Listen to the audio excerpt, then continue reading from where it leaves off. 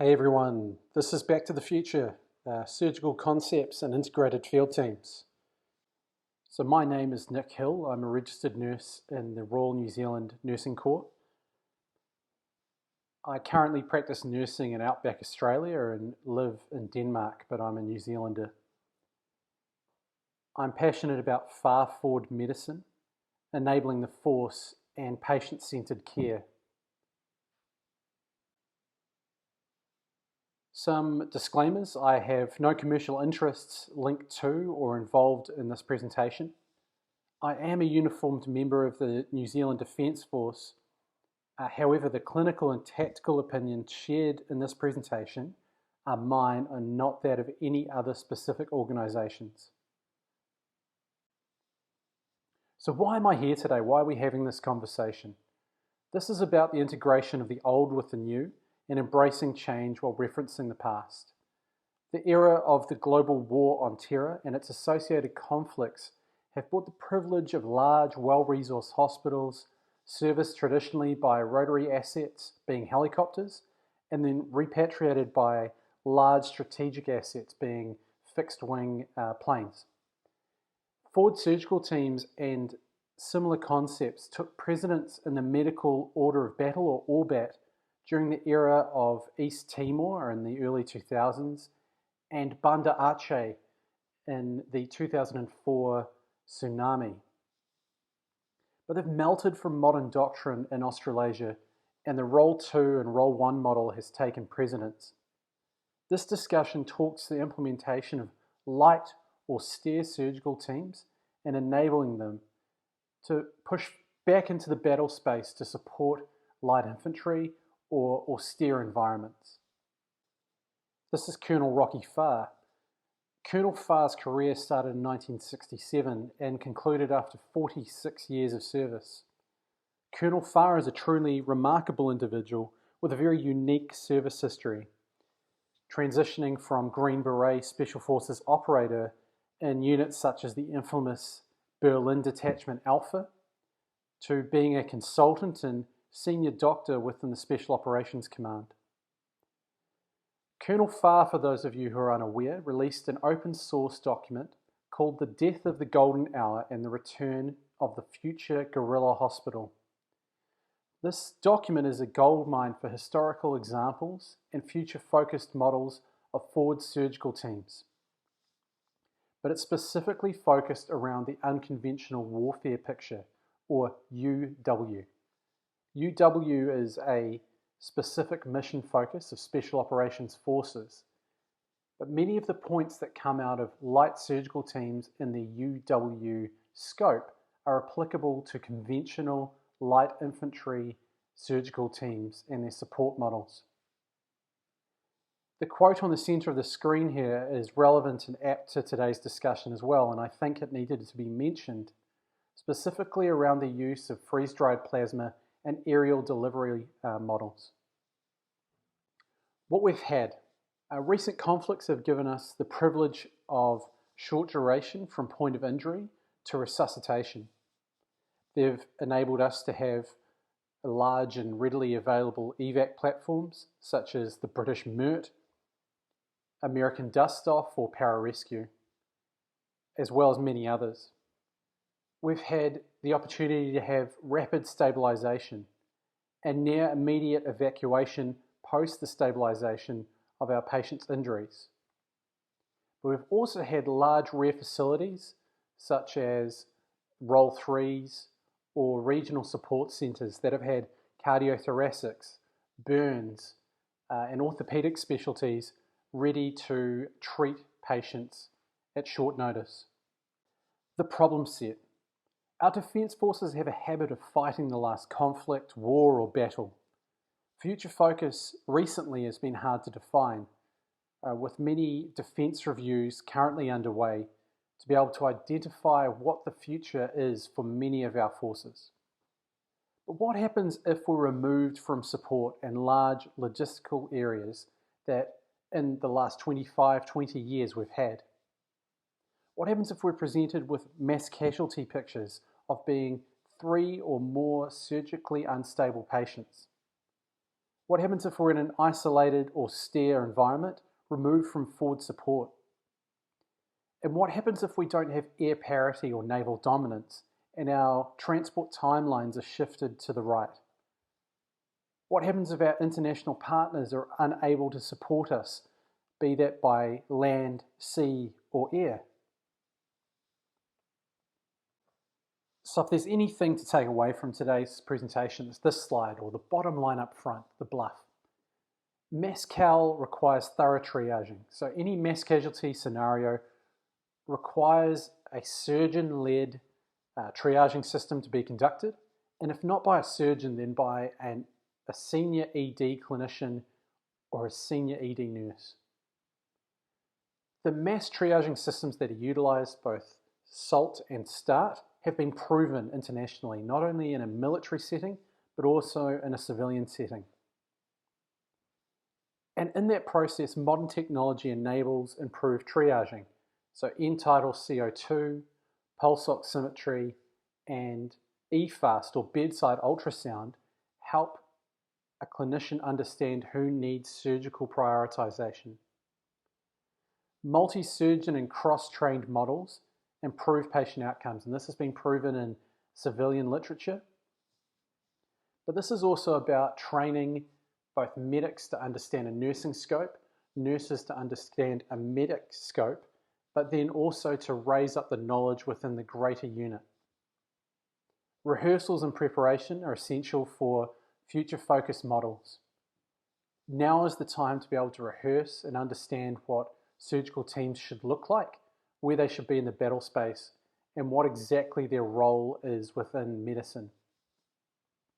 Logistical support is also essential, and this is about integrating with repatriation platforms such as helicopters, planes, boats, but also feeding logistics back into the hospitals. Be that of IV expendables coming out, surgical instruments that need to come into the hospital, simple class 8 such as packing gauze or combines, any of the adhesive or adherent materials that are required to make dressings, etc. So I want to talk about historical examples. One example that I think is relevant to us is the Papua campaign from the Second World War. 7th Division Australian Imperial Force was moved from North Africa back to Papua to secure the northern borders of Australia's region from the Japanese. This conflict can teach us a lot about what the South Pacific may present in the future and how to medically plan for such with light surgical teams. In the first 24 hours of hostilities with the Japanese, 7th Division received approximately 200 casualties, rendering a care ratio of 5 CAS to every 1 clinician. As the conflict continued, it was increasingly difficult to extract CAS with limited extraction platforms, stretchers or stretcher bearers to backload these casualties. And many Papuans were used to man carry casualties back down the Kokoda Trail. Colonel Norris, who was the MO of 7th Division, spoke of the absolute ruthlessness required to handle and transport patients, including a story of a captain from the infantry with a gunshot to the patella, having to walk for 3 days down the Kokoda Trail.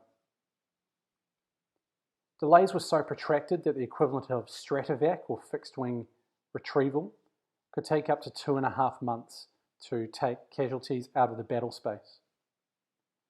After 2 months of protracted warfare, the care ratio changed to a 12-to-1 ratio.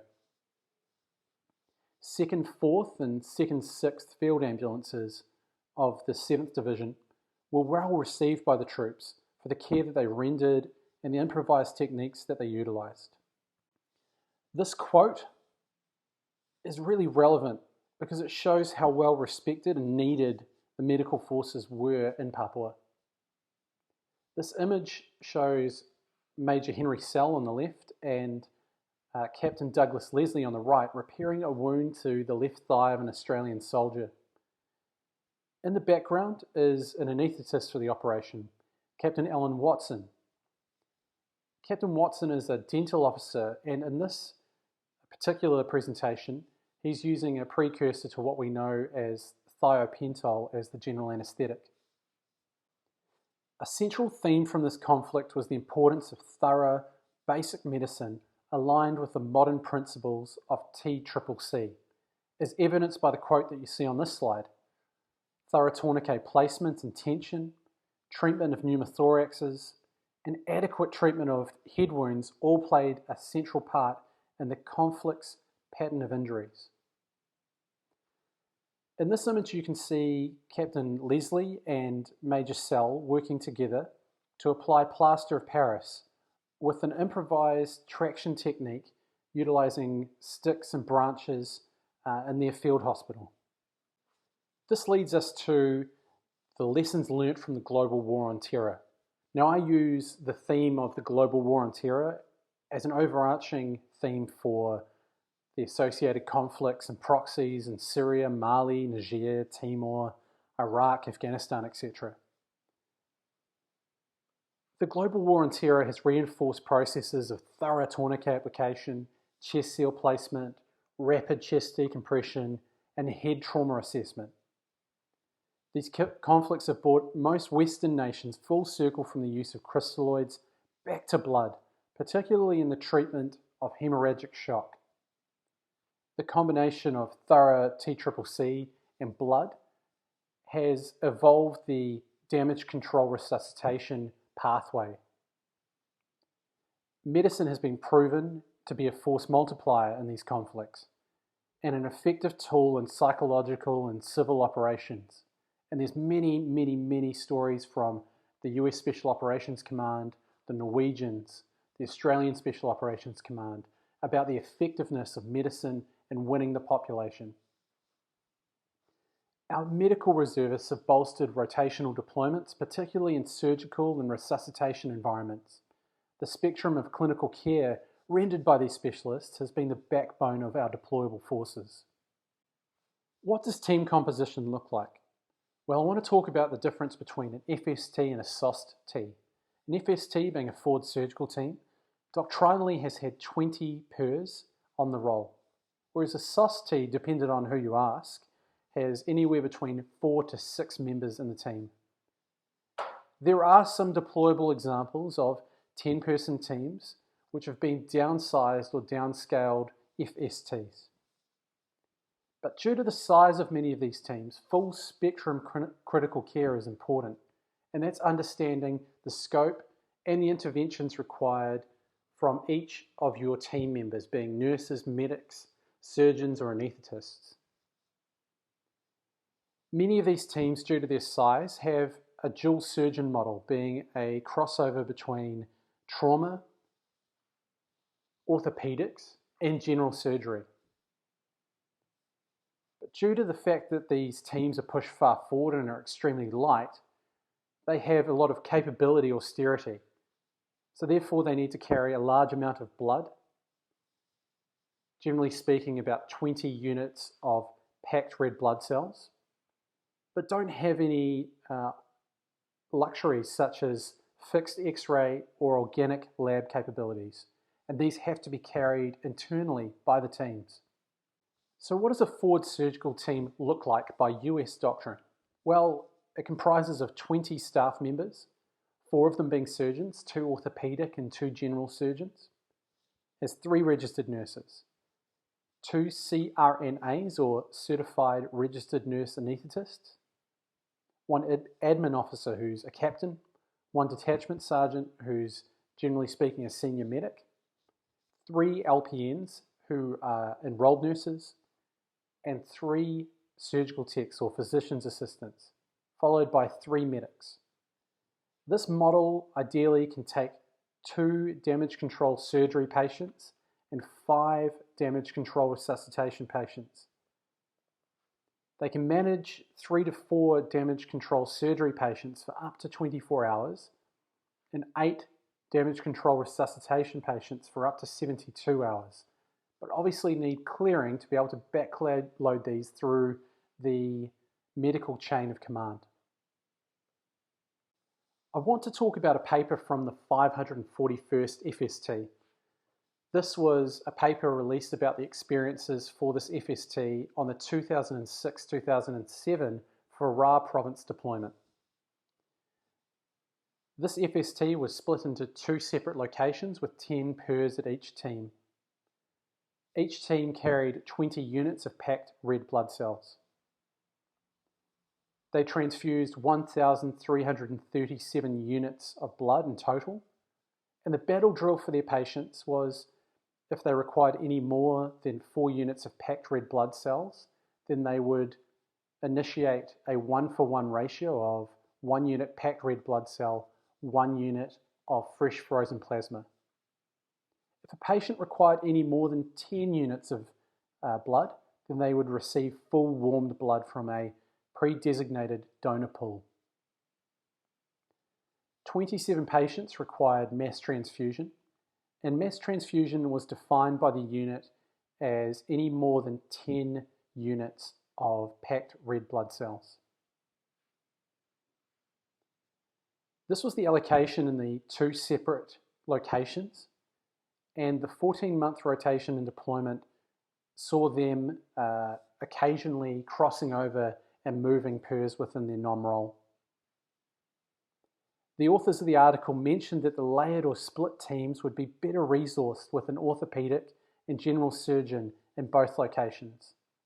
This dual surgeon model allocated and covered the full extent of damage control surgery. This slide demonstrates the doctrinal model versus what was their reality on the ground. The limited lab inputs, the lack of organic X-ray capabilities, and a singular operating room bed limited what clinical care could be provided by the team. The authors of the article state that the 3 resus beds that they had available at both locations were essential to patient load and flow, and having integrated rotary wing assets available were essential for patient clearing. What about the Special Operations Surgical Team? Well, SOST. A SOST is a 6-person team that has an emergency physician, a general surgeon, a CRNA, a critical care nurse, a surgical technician, and respiratory therapist. This team has the ability to take up to 2 to 10 damage control surgery patients, but has limited holding potential, requiring extrication to move patients to more definitive surgical facilities. It can stay in the battle space for up to 90 days, but is more ideally suited for a 30-day period. It's been well utilised in Iraq and Syria with the US Air Force, but the French forces in Mali and Niger on operations Barkhane and Serval have had 4-person teams that have travelled from the Republic of France down to Africa, retrieved their patients, treated them, and then flown back with them. And there is a lot of literature released by not only the French but also the US about the effectiveness of these SOSTs in operational environments. So lessons learnt from the 541st FST. Over their 14-month deployment, this unit came to quickly realise that they had limited nursing care capability and that the cross-training of their medics was necessary. Medics fulfilled a capability gap. They were expected to manage ventilators, transfuse blood products, and also assist in surgical procedures, but were expected to do many things that are outside of their scope. The unit was expected to perform DCS, intervening in life-threatening surgical procedures. They're expected to conduct fasciotomies, amputations, washouts, and also debridements. But interestingly enough, they are also expected to apply X-fix. External fixation, or X-fix, can be quite tedious to apply and can be quite a time-consuming task. In a damage control surgery scope, X-fix has a very, very narrow application. So interestingly enough, these 10-person teams were applying X-fix. So clinical excellence. Clinical excellence is an overarching term. I use this term to engage in the specific mission focus for these light surgical teams. But it means that these teams need to have a specific medical rules of engagement, or med ROE, and they need to have firm left and rights about who they treat, how long they are treating them for, what procedures they conduct, and where their patients go after they've finished treating them. For example, if these teams treat a local national, do they stop the bleed, resuscitate the patient, and then backload to a military hospital, or do they go to a local hospital? It also means that these teams are designed deliberately for an austere mission set and are employed within the battle space to do so. It means they have a specific clinical exposure, such as trauma only, and a resource-limited focus, and that is relating to damage control surgery, or DCS. But it also means that they need to have an expeditionary logistics support system, something that in the last 20 years we've done poorly. This means that as a patient is backloaded, there is then forward loading of expendables such as IV expendables, drugs and medications, ventilator expendables, surgical instruments or surgical drapes, etc., etc.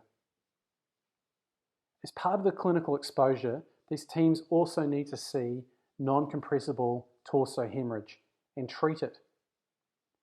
For those of you who are unaware, non-compressible torso hemorrhage is defined by a high-grade injury present in one or more of the following anatomical domains, being the lungs, solid abdominal organs such as the liver, major vascular compartments such as the abdomen or pelvis, but has hemodynamic instability or the need for immediate hemorrhage control involved in NCTH. So battlefield positioning. This is about where we place light surgical teams in the battle space.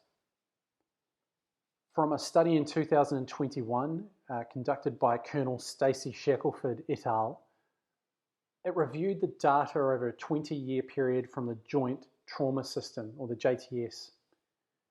And this 20-year observation demonstrated that 2/3 of battlefield trauma was non-compressible torso hemorrhage. The study was reinforced by civilian studies that showed similar mechanisms, including non-compressible torso hemorrhage, and it showed that median times from injury to death were 23 minutes for 5% of severely injured persons and 59 minutes for 50% of those patients with non-compressible torso hemorrhage. This highlights the importance of surgically intervening far forward, and basically labels the goal that for 95% survivability, patients need to be in a theatre with non-compressible torso hemorrhage in 19 minutes. For 50% of those patients to survive, they need to be in an operating theatre within 39 minutes. This optimally places a light surgical team within the window of 10 to 30 minutes max, be that by ground, air, or sea. Although reassuring, having a surgical team within one tactical bound or in the stack or clearing rooms with a team is not practicable, it's not safe, it's not tactically sound, and it's definitely not appropriate. So what about the capabilities and abilities of the individuals within the team? Well, members of the team need to be able to shoot, move, communicate, navigate, and survive. So they need to be able to shoot long and short-barreled weapons. They need to be able to move tactically within the battle space. They also need to be able to communicate amongst their team, but also via tactical communication systems, and navigate by ground using maps or topographical items. But they also need to be able to understand SARE or survival techniques. The importance of adaptability is an essential element of the light surgical concept, including the ability to mold or change with a tactical and battlefield picture. But it's also about the ability to flex and compromise with not only the team, but with commanders. Within the team, the soft skills of closed-loop communication, team approach, and clinical resource management, or CRM, is vital to ongoing care. The 1/3 rule is a really important part of this as well, and this is from a former commander of mine. For those of you who are unfamiliar, the 1/3 rule represents 3 separate pieces of a pie. The first third is clinical exposure, being competence and confidence, and being able to render evidence-based practice with new techniques and procedures in damage control resuscitation and surgery. The next third is physical fitness, and that's the ability to carry first-line medical equipment or surgical packups on your back or with you out of an aircraft. The final third is green skills, and this is the ability to shoot straight, tactically move, and competently interact with military forces.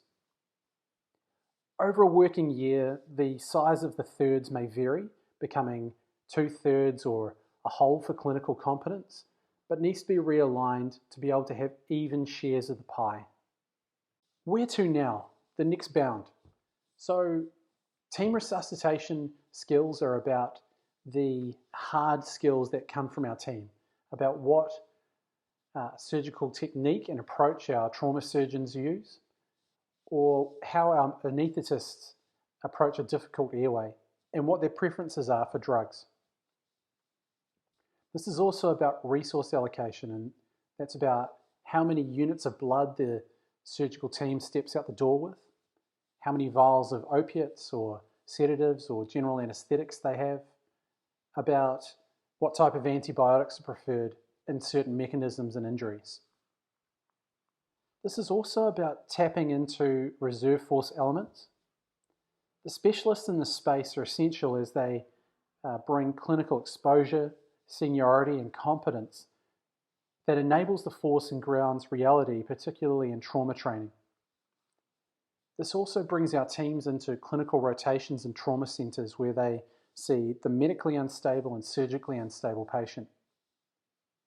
But that's also about giving them sufficient trauma exposure in that space. Battle handling exercises need to be conducted, and that's about surgically triaging patients on the ground. This can be reinforced as well by putting teams in the resus bay and enabling our surgeons to lead a surgical triage at end of bed with their teams.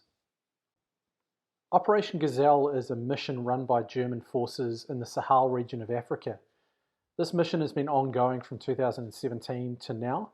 It's a combination of regular and special operations forces training, mentoring, and liaising in Niger. Niger has approximately 1.2 million square kilometres of landmass and a population of 24 million, making it 1/6 the size of Australia. Neighbouring countries' instability has worsened the security state of Niger, namely the ongoing civil conflicts in Libya, Nigeria, and Mali, with a free flow of weapons through these countries as well as the rise in extremism. Approximately 1,400 German troops are dedicated to Operation Gazelle. There is a high threat level with several notable attacks on foreign forces in the region, including the attack on the US 3rd Special Forces Group in Tongo Tongo in the southwest of the country in 2017. The 2 force elements that make up current rotations on Operation Gazelle are Luftlandbrigade 26 and Kommando Spezialkraftmarine, which are German Navy SEALs, also known as Kampfschwimmer. Their mission is mentoring and liaising with Niger's SOF. Repatriation times from Niger back to Germany vary, but the Luftwaffe, or the German Air Force, can have fixed-wing elements in country within around about 2 days at the moment. KSM and the airborne elements bring their own independent SOSs that can, in extremis, work together, but they're meant to work independently while on operations. The story panel you can see in front of you is, on the left-hand side image, is an anaesthetist working at point of injury, applying a tourniquet with one of her medics.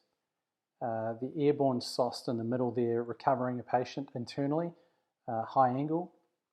Top right, you can see a SOST element breaching, going up a set of stairs. And then bottom right is an anaesthetist exposing the patient's chest cavity in a low light conditions. Some of the strengths. Small teams with light pack-ups utilised a prolonged field care concept, similar to ruck, truck and house. Houses in this instance are 20-foot shipping containers, modified and fitted to conduct surgical procedures, including damage control surgery. However, teams are expected in extremis to conduct surgical procedures in remote settings removed from hard-standing facilities. Special operations operators bolster the force within the teams, and at least one operator resides in the team as a planner and senior advisor for the tactical environment. These teams are cohesive, they're fit, and they're definitely able. In true German nature, their feedback and improvement is near immediate, and they're extremely professional, and they listen to any of their faults, they take feedback and rectify it near immediately. Teams are generally run by a cross-trained surgeon with training both in general surgery and orthopedics, but not in trauma. And the team's medical rules of engagement is firm, has firm arcs to the left and right, that they only treat German force element soldiers, and then Niger's SOF. So what you can see on this slide in front of you, the left-hand panel, two surgeons, one orthopedic and one trauma surgeon, planning the clinical objectives for their patient for the next hour. The center panel is the same trauma surgeon doing his C, A, B, C, D, E plan for the next hour with his patient. You can see he's trying to bring the blood pressure down and the heart rate up for his C priorities or his C problems. And some medication plans below that on that butcher's board. And that's to document and share with his team his intentions and his plan for the next hour, but then ongoing care after that. Top right hand corner, you can see one of the surgeons is delivering total intravenous anesthesia or TIVA to one of his patients. And the bottom right is the team turning their patient and rendering nursing care. So there's a medic in the top left-hand corner of that image wiping the patient's backside, and one of the orthopedic surgeons holding and turning the patient. Just want to talk about the weaknesses that have come out of the German teams and some lessons learned. There is still prolific use of colloids and crystalloids by these teams, as German federal law limits their ability to render or give blood products. Nursing care is rendered by medics in the team, and surgeons are expected to know some degree of nursing care. However, that's very limited. It's expected that these teams are to be forward and within the stack or within the battle space with their force elements, which leaves them at a high risk of injury, but also fatigue. These teams are light and their composition varies, but is dependent on the threat. At lightest, they have 4 members. At heaviest, they have 6. But with Niger's geographical isolation and remoteness, contributes to a potentially heavy fatigue burden. Hey, so that sums up the presentation today. Thanks heaps for coming. If you have any questions about this presentation, please do feel free to reach out to me, comment on the video below, or find me on social media and ask me any questions. Thanks heaps. Bye now.